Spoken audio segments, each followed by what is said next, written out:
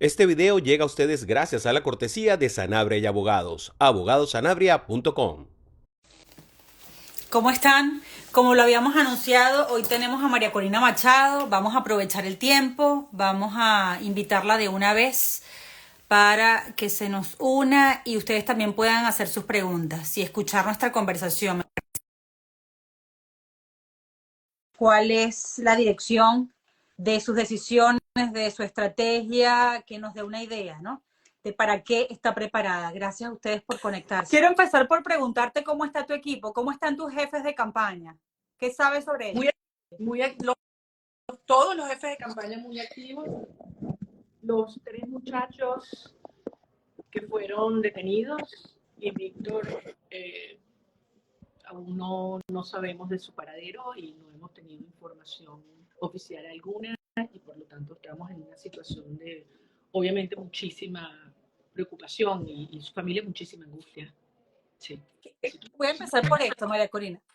Hay quienes dicen, tienen la teoría de que tú fuiste al TSJ, al Tribunal Supremo de Maduro, porque recibiste presión de la administración Biden y que te prometieron lo que sabían ellos no podían cumplirte, que era la habilitación. ¿Qué responderías a quienes piensan así? ¿Fuiste engañada? Carla, yo me comprometí con los venezolanos a cumplir un mandato y el mandato que yo recibí es inequívoco. Significa enfrentar y derrotar a Nicolás Maduro en elecciones presidenciales constitucionales que tienen lugar este año. En este contexto, yo estoy haciendo todo lo que tengo que hacer para avanzar por esta ruta y cumplir con lo que nos corresponde a nosotros de las partes de los acuerdos. Acuerdo que, por cierto, como tú lo has dicho muchas veces y yo también lo he explicado, no formé parte de la primera fase de la negociación. Sin embargo, entiendo que hay compromisos entre las partes y no hay que darle excusas a Maduro. De modo que en este momento quien ha incumplido el acuerdo fue él. Yo no soy objeto de presiones y mucho menos en cosas que estarían contrarias a la estrategia que considero es la correcta, la adecuada para avanzar en una ruta de liberación del país. Y los venezolanos que votaron por mí, Ya has dicho varias veces, y así ha sido interpretado, que vas a llegar hasta el final. Es decir, que para ti no hay sustituto. Incluso Ledesma lo decía ayer en Madrid. El único sustituto es el que estamos buscando para Maduro, el único sustituto es la democracia para cambiar la tiranía, el único sustituto es el cambio en Venezuela. Sin embargo, hay análisis de los think tanks que están pensando que la administración Biden se está quedando sin ideas y por eso, por ejemplo, está buscando la mediación de Petro, quien ya está de entrada inclinado al lado del régimen. Pero bueno, quiero preguntarte, ¿qué piensas de la posibilidad de mediación por parte de Petro, el presidente de Colombia? Y si es verdad que te invitaron a una reunión virtual para discutir sobre eso, para conocer tu punto de vista. mira, que hay muchas opciones y muchos caminos. No es verdad que aquí se agotan, todo lo contrario. Quien se les están agotando las opciones es Nicolás Maduro, porque es quien se está cerrando sus propias puertas. Por una parte dicen que quieren avanzar en un proceso electoral y se llenan la boca y después van e incumplen la palabra, arrecian con la represión, meten gente presa, nos impiden hacer actividades de campañas, se niegan a poner un cronograma, no atienden las solicitudes de reunión de las misiones de observación. O sea, aquí nadie se chupa el dedo. ¿Y por qué? Bueno, porque todo el mundo sabe que es un proceso electoral competitivo, con elecciones limpias y libres. La derrota que le vamos a dar es apabullante. Entonces, ¿qué quieren ellos? Sí, unas elecciones controladas por ellos, donde voten los que ellos quieren que voten y por quien ellos quieren que voten. O sea, Maduro quiere escoger a dedo con quién competir. Y los venezolanos dijimos no. Y por eso, cuando hubo las primarias, y fíjate este tema, que yo creo que hay que resaltarlo. Ellos se equivocaron, se siguen equivocando, pero se equivocaron cuando plantearon esa burda e irrita inhabilitación el 30 de junio. Porque al hacerlo con suficiente anticipación a la fecha de las primarias, todo el mundo sabía, todo el mundo sabía sobre ello antes de ir a votar. La gente que fue y votó por mí lo hizo muy consciente de que el régimen estaba planeando esta artimaña. ¿Y qué dijo? Lo lamentamos, pero no vas a ser tú, Maduro, quien me impone a mí, venezolano, el que tú quieres. Nosotros vamos a escoger en quién confiamos, conscientes que es una tarea ardua, pero al final, y esto yo sé que tú lo tienes muy claro, son decisiones en el plano político, no en el plano jurídico. Y si es una derrota política la que les tenemos que dar para después rematar con la derrota electoral, todos esos elementos son trámites. ¿Me explico? Trámites que en su debido momento tendrán que ser resueltos y superados. En este momento estamos en una ardua contienda política compleja porque hay muchas dinámicas que se dan dentro y fuera del país. Petro mediador, ¿qué piensas sobre eso? Mira, yo creo que hay una opción, creo que podría tener un mecanismo de acceso en tanto en cuanto yo creo que los principales gobernantes interesados en una transición ordenada en Venezuela debe ser el presidente de Colombia, el que esté, porque todos sabemos que, uno, la dinámica de desestabilización en la frontera, lo que se llama la zona gris, donde no hay ejercicio del Estado de Derecho ni de las fuerzas del Estado de ninguna manera, va presionando y se va expandiendo. En segundo lugar, todos sabemos que Petro quiere resolver un problema dentro del programa de la paz total con el ELN, pero Maduro es socio del ELN. Entonces no es un actor interesado en desmontar sus dinámicas criminales que ya tienen lugar dentro del territorio venezolano. En tercer lugar está el tema migratorio. Si alguien tiene claro el drama de la migración sobre los colombianos y el costo que esto implica para una nación, es el gobierno colombiano. Y la gente se va de un país cuando no ve futuro en él. Esto no es un tema ni de sanciones, ni de plata, es cuando sienten que no hay futuro en tu nación. Entonces, cuando nosotros ganemos la presidencia, cuando yo llegue a Miraflores, cuando logremos la veremos esos flujos migratorios bajar y más bien regresarse, que es lo que también esperarían los gobiernos de América Latina, especialmente Colombia. De modo que yo creo que Petro tiene muchas razones para tener interés en la resolución del conflicto en Venezuela de una manera ordenada y pacífica. ¿Te invitaron a esa reunión? Yo prefiero no hablar sobre... Voy a paso al próximo tema. Hay quienes plantean que en las reuniones más recientes entre Estados Unidos y la administración Biden y Maduro se les pudo haber planteado que si la inhabilitación contra ti, lo que el régimen llama inhabilitación, continúa, entonces que Maduro salga como candidato. ¿Eso te da algún sentido? No había escuchado esto. Okay. La verdad es que yo creo que esto no son barajitas de cambio. O sea, con la soberanía popular no se juega. O sea, ¿cuál parte de que fueron 3 millones de venezolanos que le fueron a votar no entienden? ¿Cuál parte de eso no entienden?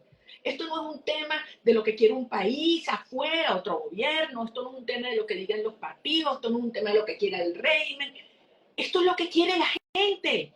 Y la gente participó de una manera abrumadora y nos unimos en un mismo día. Entonces esto ya no es solamente el derecho que yo tengo a ser elegida, mis derechos políticos. Esto es el derecho de 3 millones de venezolanos que votamos ese día y de millones de venezolanos que tienen derecho a votar por la persona que ellos quieren como presidente de la República. Y esto no es objeto de cuotas o de gustos de unos u otros. Vamos a complacer a Maduro. Vamos a buscar uno que a Maduro le guste. O sea, pero ¿en qué cabeza cabe esto? ¿Ustedes creen de verdad que la gente se lo va a calar? Entonces yo recibí un mandato y yo tengo que cumplir ese mandato. Porque además yo dije, esto es hasta el final. Y esto es hasta el final. Pero fíjate que eso sí cabe en varias cabezas, porque es bien delicado lo que estamos pasando en este instante. No solo es el régimen el que está promoviendo el hecho de que tú tienes una lista de sustitutos, Gerardo Blay, Manuel Rosales, etcétera, en la voz de Diosdado, sino que los mismos quienes se dicen todavía opositores y no lo son, sino que son parte de la domesticación. Por ejemplo, te doy este ejemplo, Chugo Torrealba, hay que dejar de personalizar las candidaturas. ¿no? Como si no hubiera sido un mandato popular. Hay otros quienes dicen, no, pero es que la ataca demasiado Jorge Rodríguez, hay que buscar una candidata o candidato menos extremista. Otros comentan, bueno, pero es que hay que buscar una elección que nos sirva. No necesariamente nos tiene que conducir al cambio. Eso lo promueven Bertucci, lo promueve Botti, lo promueve Cusano, lo promueve Luis Vicente León. Estos sectores, como llaman algunos domesticados del régimen, que se están haciendo eco de esto e impulsan la campaña de que tú eres una caprichosa, no tienes humildad, y es que por eso es que persistes en la candidatura y es demasiado delicado porque tú ves en los live que el público dice, bueno, María Corina, pero será mejor entonces buscar una elección más potable. ¿Qué le dices no a estos voceros, sino a la gente que podría querer renunciar a lo que ellos mismos decidieron el 22 de octubre? ¿Qué les dices? Oye, pero tú sabes que yo no veo eso. Yo siento que es todo lo contrario. Yo creo que cada vez que la gente escucha eso, lo que siente es que le da mucha rabia. Y le dice, ¿por qué esta persona va a sentirse que está por encima de la gente? ¿Por qué va a tener derecho a desconocer lo que los venezolanos decidimos? O sea, de verdad. O sea, llega un momento donde yo creo que más bien eso contribuye a separar la paja del trigo. Y eso es muy importante. Yo creo que estos son momentos decisivos donde cada quien, no sé si es por su desesperación o porque lo presionan o por la razón que sea, no quiero especular, pero termina evidenciando cuál ha sido siempre su posición. Y yo creo que, por ejemplo, el día de hoy, en esta convocatoria absurda que hicieron en la Asamblea Nacional, oye, aquí nadie se puede engañar. Además, el régimen lo hace utilizando la amenaza, el chantaje, la mentira, y quien cae en esto, pues, está haciendo el juego del régimen. Entonces, yo creo que este es un momento, sí, vale, de mucha dignidad, Carla, de mucha dignidad, de mucha responsabilidad. Y hay quienes pareciera que tienen como el encargo de desmoralizar. O sea, su trabajo es replicar todo lo que el régimen construye en sus narrativas para apabullar a la gente y pisotear el ánimo y hacerles creer que no tenemos fuerza, que el país está de que no hay opciones, de que el régimen está fuerte, y todo eso es mentira. No es decir, este es un régimen que ha perdido toda su base social, un régimen que perdió su capacidad de chantajear a la sociedad con la comida, con la caja clap, con la bombona de gas. O sea, la gente se ha liberado, y para muestra, el 3 de diciembre, que de verdad mucha gente tenía miedo porque sentía que con este tema nacionalista podían confundir o asustar a mucha gente, y la gente braguetó y dijo, así no, así no. Entonces yo creo, Carla, que este es un momento, y yo le pido a los venezolanos, foco, foco, foco. Mi obsesión ahorita es organización. Ahí está nuestra fuerza. Nuestra fuerza viene creciendo así. La del régimen viene cayendo así. Al final, el día de la chiquitica, la hora de la chiquitica, es un tema de equilibrio de fuerzas. Y ellos, en buena medida, están reaccionando con estos exabruptos y esta gritadera, y ofenden y amenazan y insultan y se meten con mi familia y se meten, o sea, unas cosas verdaderamente grotescas, miserables, mezquinas, mentirosas, porque le están en buena medida hablando a su propia gente, porque lo hacen como una forma de contener ese flujo de gente que se les va, porque en el propio PSUV hay gente que sabe que ahí no tiene vida y que se están imaginando cómo sería su vida, la de su familia, en nuestro gobierno. Y lo ven y dicen, wow, ahí vamos a poder tener una competencia democrática respetuosa, y justa. María Corina, ¿sabes qué? He notado un cambio en algunos think tanks en Washington. Ya están, lo están descubriendo ahora, ¿no? Pero están ya aseverando mucho antes de que incluso se ponga una fecha, podríamos hablar de eso. ¿Crees que va a ser en marzo, abril, la elección? ¿Va a ser en julio? Ahora algunos le apuestan a julio, otros insisten que debe seguir siendo en octubre. Pero más allá de la fecha, que no tendría si fuera tan cerca la oportunidad de abrir el registro electoral permanente, hay muchos think tanks quienes le están apostando que Maduro no quiere elección, tiene miedo de medirse contigo, definitivamente tiene terror, no quiere, no lo va a aceptar nunca, medirse con María Corina Machado, y eso dificulta la posibilidad de una elección libre. Y que Estados Unidos, que se estaría quedando sin opciones, porque aquí hay unas contradicciones inmensas, ¿no? Esta administración dice que la política de Trump de sanciones fracasó, pero gracias a esas sanciones es que ha podido negociar algo con Maduro, aunque lo que le están entregando es puras y puros incentivos sin pedir realmente nada contundente a cambio, más allá de sus propios intereses, pero digamos, no para la democracia venezolana. Pero mi pregunta en concreto es si Estados Unidos te ha planteado la posibilidad de que reconsideres ser tú la candidata y estés por lo menos pensando, reflexiona sobre tener un sustituto. La administración de Biden te ha pedido eso, que pienses sobre eso. Absolutamente no, todo lo contrario. Y yo Okay. sí yo creo que cuando tú lees los acuerdos que se plantearon, no solamente el acuerdo de Barbados, sino el comunicado que en su momento conocer en octubre el secretario de Estado, Anthony Blinken, ahí establece unos términos muy firmes, en términos de que debe participar aquellos candidatos electos por la sociedad venezolana en las primarias. Tienen que tener derecho y además las condiciones en cuanto a la presencia de observadores internacionales, garantías para movilidad, para poder hacer mis actividades, para que no haya represión, allí están, precisas. Quien está haciendo el acuerdo es Nicolás Maduro. Todas las partes cumplieron. Yo cumplí sin haber firmado el acuerdo. Aquí quien ha violado y sigue violando el acuerdo de los estados es Nicolás Maduro. Y eso lo sabe Raimundo y todo el mundo. Se podrán disfrazar de corderitos y querer llamar otra cosa. Está violando el acuerdo. Y por eso está planteado lo que está planteado. Ahora, aquí hay un plazo para avanzar. Y yo por eso les pido a todos los venezolanos, poco, ¿quiénes son los que están hablando de sustituto? El candidato sustituto es un plan del que no quiere cambio. Y nuestro plan es el cambio. Punto. Eso es así. Ahora, si tú caes en su narrativa, te desvían de lo que te tienes que concentrar, entonces terminas siendo parte de esa misma confusión. Entonces, yo le digo a los venezolanos, ¿ustedes se acuerdan cuántas veces nos dijeron que no iba a haber primaria, que era imposible, que no se podían hacer sin el CNE, que nos íbamos a caer a piña en los centros de votación entre todos los ciudadanos si no había plan república, si no había policía, que era imposible que votaran los venezolanos afuera, que era imposible que el régimen permitiera que yo ganara una primaria? ¿Tú sabes cuántas veces me dijeron eso? Y ganamos con más del 92% por el amor de Dios. Perdón, María Corina, es que esta servidora no creía en algún momento que la primaria tuviera sentido.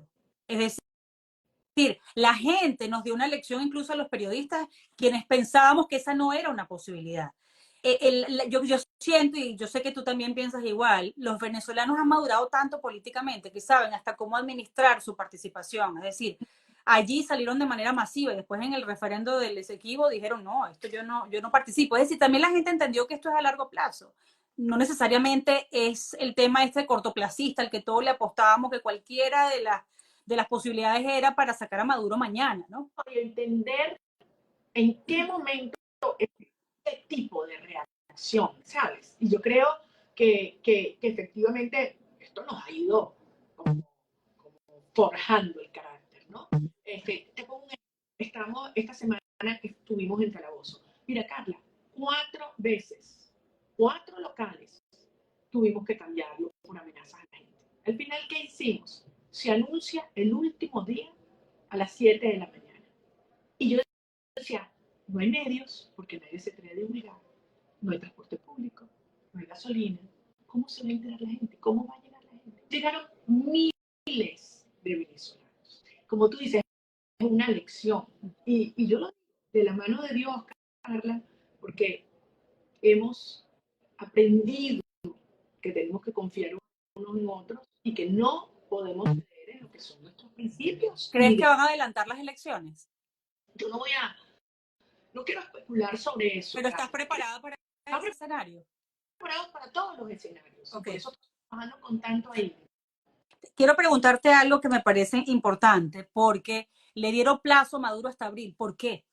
¿Por qué le das a plazo a Maduro, a la administración Biden me refiero, hasta abril? Es decir, es siempre un perdón al fallo de cumplir con el acuerdo de Barbados. No, bueno, te íbamos a levantar las sanciones, te íbamos a reimponer las sanciones, pero no, bueno, te vamos a dar un poquito más de plazo para que lo pienses. Maduro gana tiempo, pero me luce como que la administración Biden también quiere ganar tiempo, porque yo no sé si se le han agotado las ideas para presionar al régimen venezolano. Mira, yo creo que el mensaje es inmediato. Yo creo que aquellas empresas que quieren invertir en Venezuela eh, entienden que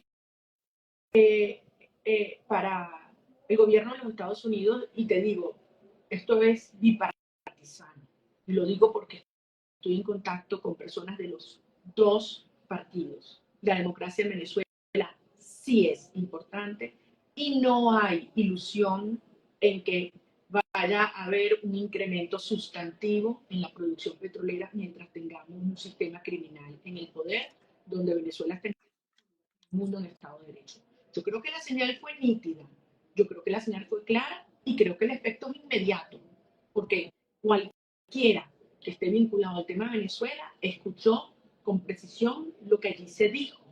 Y al final, alguien decía en estos días, y me pareció muy acertado, que quien está pidiendo o quien solicitó y activó las sanciones fue la sala político-administrativa, porque se les habían advertido claramente cuáles eran los compromisos entre las partes. Esto no es un tema de amenazas, esto es un tema de compromiso, de cumplir su palabra.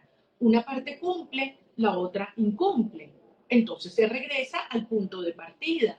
¿Qué tienen que hacer ahora? Retomar y cumplir las dos. Es sencillo. Ahora, ¿de qué depende eso?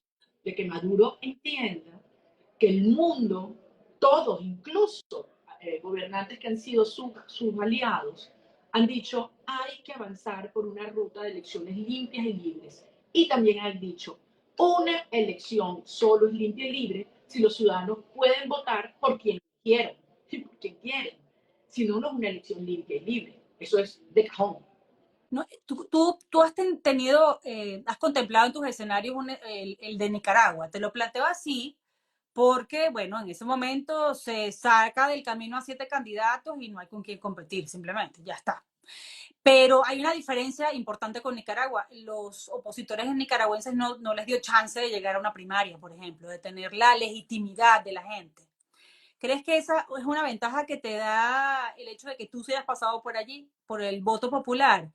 Pero si te has preparado para ese escenario, el más radical del autoritarismo, quizás. Yo creo que sí.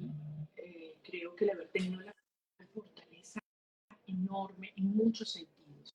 Primero, lo ha logrado la coordinación. Yo debo decir, Carla, que los partidos, todos los que participaron en las primarias se han portado de manera correcta. Todos.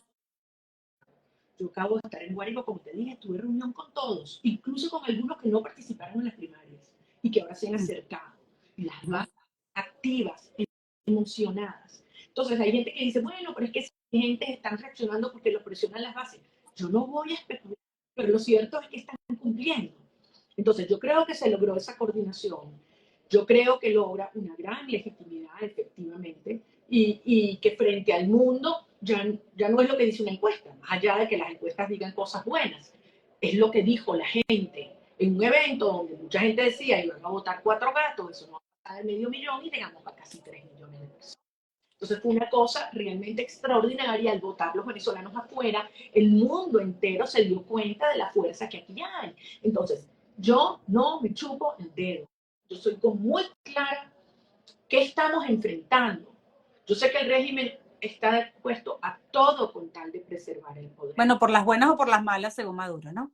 Mucho cuidado, porque eso es una advertencia de fraude. Y eso es algo que el mundo no va a tolerar. O sea, ¿qué dijo? ¿Qué dijo? Que va a ser fraude. Y ahí se prenden todas las alertas. Un momento. Eso no. Y eso no lo vamos a hacer. Hay algo importante. Sergio Garrido, porque yo no sé cuántas veces discutí con analistas y políticos cuando querían poner el ejemplo de Barinas como algo que pudiéramos emular, ¿no? En una candidatura presidencial.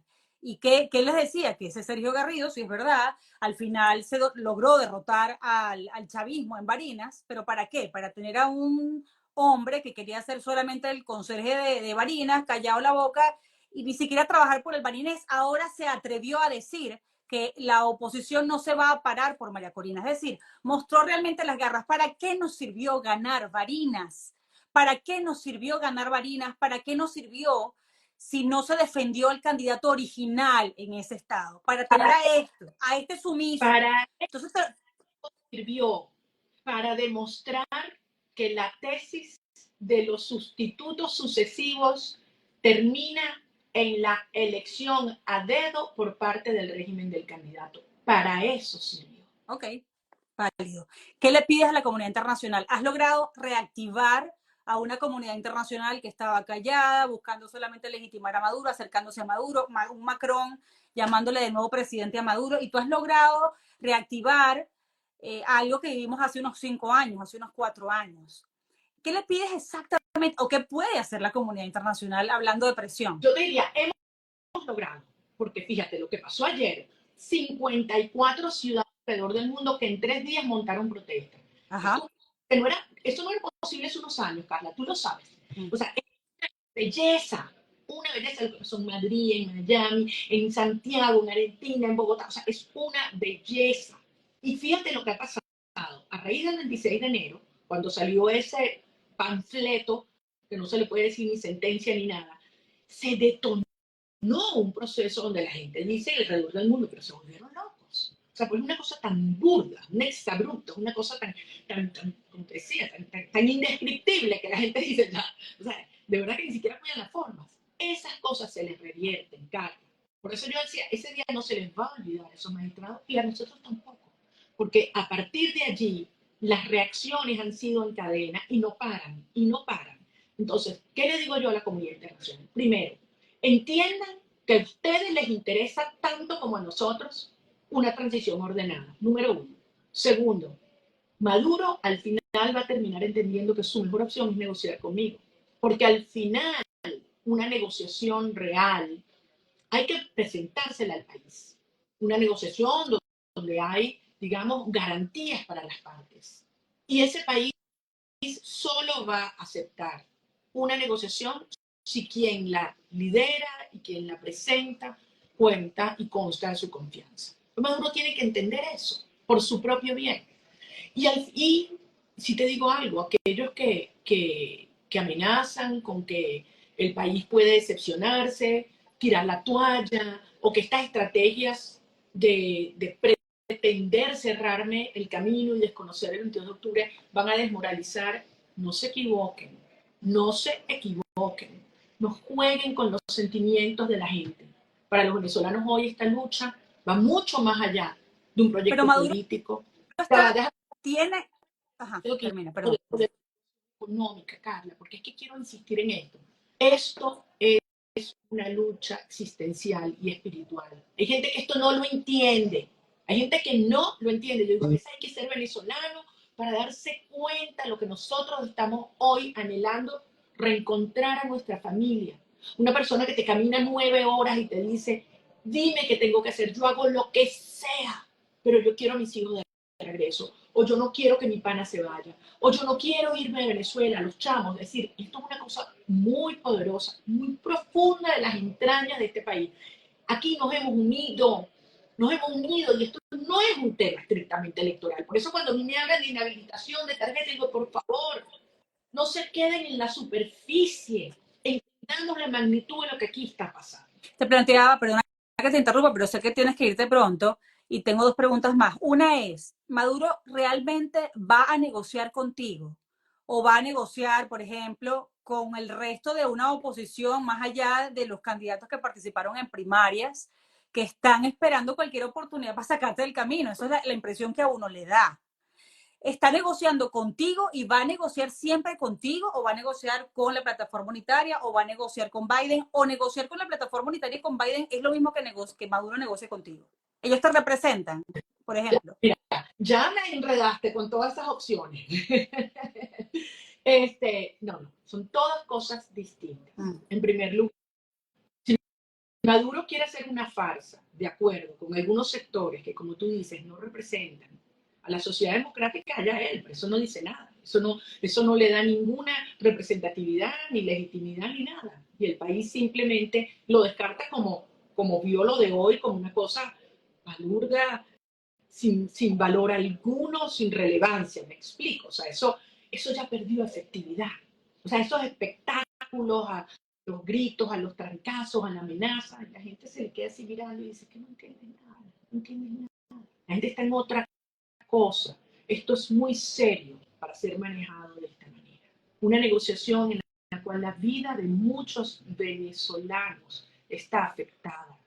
Esto implica responsabilidad, sentido histórico y desde luego evaluar sus verdaderos intereses. Entonces, yo sí estoy dispuesta a una negociación seria en términos simétricos para una transición ordenada donde los intereses de los venezolanos sean la absoluta prioridad. Y los venezolanos me conocen y por eso votaron por nuestra opción el 22 de octubre.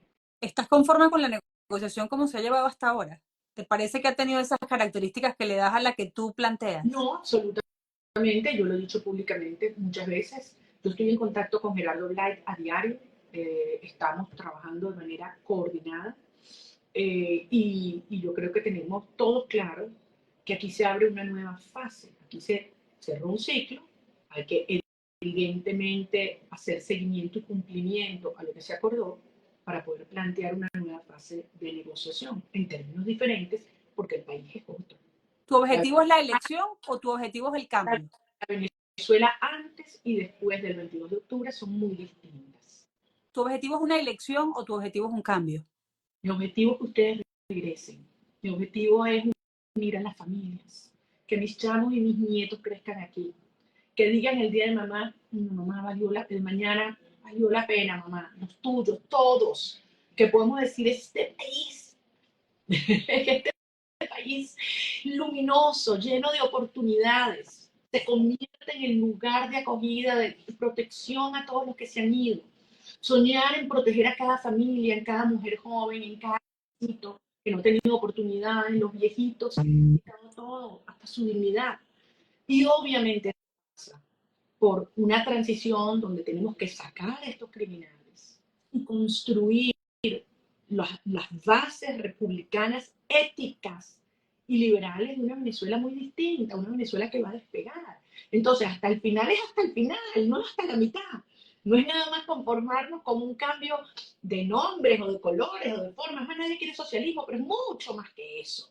Es una transformación total de la relación Estado-ciudadano y estamos construyendo eso, Carla, los grandes consensos para la Venezuela de los próximos 50 o 100 años. Ese es el gran desafío que tenemos ahorita. Y lo estamos haciendo en las calles, no solo en las calles de Venezuela, sino también en las calles de los cientos, de las decenas de ciudades del mundo donde ustedes se encuentran. Un último comentario que no es último porque sea menos relevante, más bien para mí es el más crucial. Y creo que para ti también, porque lo primero que hiciste cuando ganaste la primaria fue reunirte con los familiares de presos políticos. Estamos apoyando una campaña para el cierre de los centros de tortura en Venezuela. El helicoide, no solo el helicoide, dije SIM. Ahora Foro Penal dice que hay 261 presos políticos, de esos la mayoría son militares y como bien decía Molly de la Sota en un encuentro con ella decía, nosotros le estamos pidiendo a los militares que actúen, que respeten la Constitución, pero cada vez que meten preso a un militar, por algo te metieron preso, seguramente eras un cómplice del régimen, ¿no?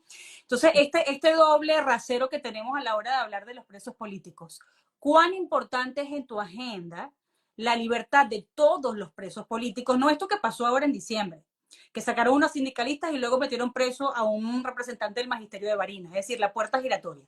¿Cuán prioritario es para ti la libertad de todos los presos políticos como una condición obligatoria para una negociación justa y también el cierre de los centros de tortura?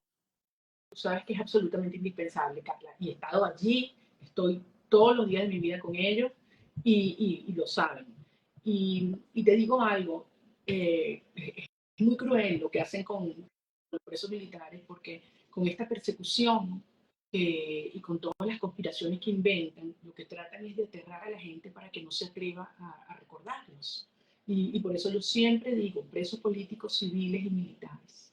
Porque además el régimen ha ido contra gente inocente y contra sus familias, pretendiendo aterrar a toda una institución. Y este es el momento en el cual hay que apelar a la conciencia de cada uno de nosotros. O sea, esto no, yo no lo puedo hacer sola.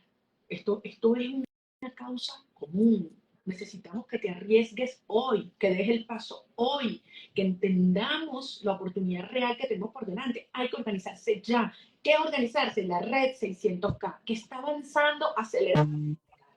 ¿Qué organizarse? La Gran Alianza Nacional es una belleza como se están acercando todos los sectores con sus propuestas, con sus ideas. Y desde luego la constitución de los comanditos, o sea, todo el mundo a montar su comandito en cada rincón de Venezuela y afuera. Porque es eso, a lo Fuente Ovejuna, ¿no? Todo el mundo organizado, porque esto es así, se hace invencible, indetenible. Y tenemos la fuerza, yo les pido que tengamos confianza. Sabemos lo que tenemos que hacer, lo estamos haciendo bien, cada día estamos más cerca de ese momento de liberación de Venezuela y de encontrarnos. Y yo los necesito y saben que cuentan conmigo. Y eso está pasando a pesar que Jorge Reaza condenó a la persecución a todo aquel quien se te acerque. Bueno, parece que no le fue muy bien a Jorge Reaza, ¿no? María Corina, te agradezco muchísimo esta conversación. Yo sé que estás en medio de una cantidad de, seguramente no solo presión, debes tener muchísima presión encima, sino reuniones, estar allí en la toma de decisiones de lo que está por venir. Solo te deseo fuerza, firmeza y esto sería redundar, coherencia. Yo siento que esa ha sido una de tus características todos estos años. Y la gente quiere, obviamente, que impere la María Corina por la que votó el 22 de octubre, porque fíjate que a diferencia, podría parecer una incoherencia, ¿no? Que la gente quiere una salida electoral, pero eligió a la candidata más fiera y con más fuerza y más determinada. Y no es una contradicción necesariamente. Todo lo contrario, porque la gente está clarísima que este es un sistema totalmente corrupto y la gente quiere integridad electoral, no quiere, y que llamen las cosas por su nombre. Entonces yo creo que no es una incoherencia, es todo lo contrario, es la claridad nítida de que sabemos lo que está en juego y que aquí vamos a dejar el resto. Pero yo, además de todas esas cosas que tú dices, sí, bueno, presiones, cosas que uno tiene, Carla, te tengo que decir que lo que yo más siento es muchísimo amor. Tú no tienes una idea lo que es para mí meterme así en estos encuentros, todas las cosas tan hermosas que la gente me dice.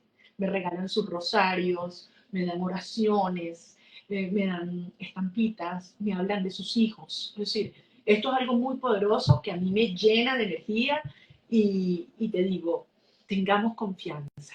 Tengamos confianza, el destino es la libertad y juntos, día a día, trabajando cada vez más, lo vamos a Te lo lograr. agradezco mucho, te agradezco estos minutos. Gracias. Ojalá que podamos repetirlo pronto. Cuídate mucho. Tú también.